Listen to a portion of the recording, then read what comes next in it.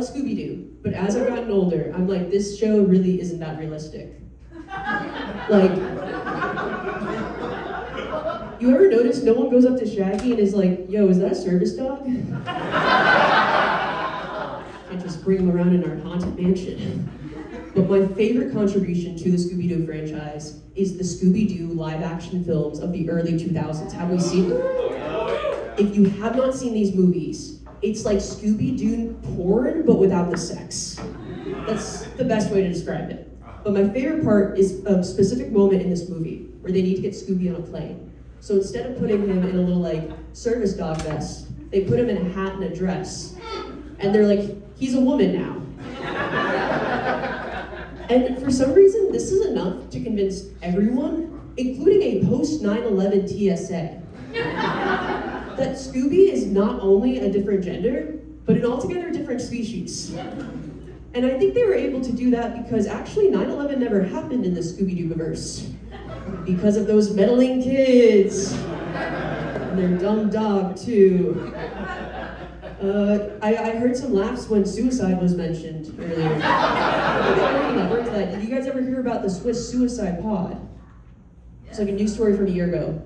They made a suicide pod, like it's a Tron looking like coffin. It's supposed to have a painless suicide. An American woman used it. It's illegal to kill yourself, I suppose, in America. So it made international news. I'm curious, how much is it to use a suicide pod? If it's the last financial choice you make in your life, I'm guessing like 5 figures. It's $20. I'm like, oh, I get why we can't have this in America, because my therapy copay is also $20. And a depressed person given $20, which one are they gonna choose?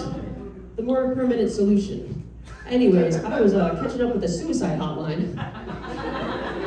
And then 15 minutes in, she goes, I'm sorry, but your time is up. And then she hung up on me. And like, I do think she meant literally, because I found out after the fact the suicide hotline has no time limit. I think I was just being so fucking annoying that she's like, you know what, I'm okay if we lose a life tonight. Like, statistically, we're just trying our best to save as many as we can. But you know what, that made me stay alive out of spite. You will hear my voice again, ma'am. I actually texted one of those crisis lines the other week. Crisis. And then I asked if it was AI, and then it wrapped up the conversation really fast. It said it wasn't, but then it was like, do you feel like you learned enough from our convo? Like, you didn't help me at all. But whatever. You guys know about Omegle? Yes, no? Okay, so Omegle was a really formative part of like my middle school experience. It's no longer a website because it was a website where you could randomly video chat with any stranger who's on that site. No restrictions. Was it predatory? Like, yes, 100%. But it wasn't really an issue when I was a kid because Omegle actually had this like beautiful ecosystem going between 13-year-olds having sleepovers who were intentionally looking to see something fucked up and pedophiles who didn't know how to access the dark web. Like, I promise you, everyone left that exchange happy. Like, I remember the first time I saw someone jerking off their micro penis on camera, and I turned to my friends and I'm like, does he realize I can see his pee-pee right now? Joke's on him. But there's also a text version of Omegle. And Omegle has a feature where you don't just match with a stranger, but you can put in an interest. So you can match with a stranger also interested in role-playing. Which is what I did when I was 12, because I role-played DC comic book characters on Instagram. I thought that's what we were all doing. So I matched, and the person goes, hey, are you horny? And I said, who's that? They from Lord of the Rings? I don't know that. And then they just respond, I grab your neck and start to choke you. So I'm like, okay, star. Horny takes out their shank and stabs you in the neck, star. And then they respond, damn, you're kinky. And I'm like, hold up a second. I'm 2 characters right now?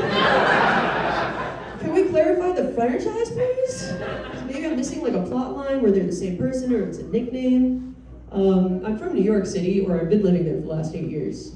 And I also have a severe peanut allergy. This will all come in context later. This is all just to say, set up a joke where I just say I'm on the subway. Which I could have just said I was on the fucking subway. I just want to flex that I pay way too much money in rent. I have a really severe peanut allergy, like to the point of like when I enter